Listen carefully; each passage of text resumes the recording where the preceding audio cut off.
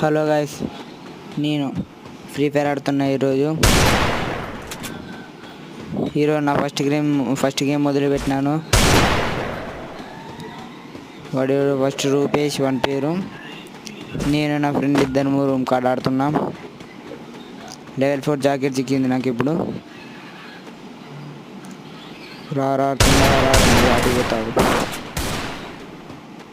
యాడికి పోతావు నువ్వు? హెడ్ షాట్ పడిందే 429.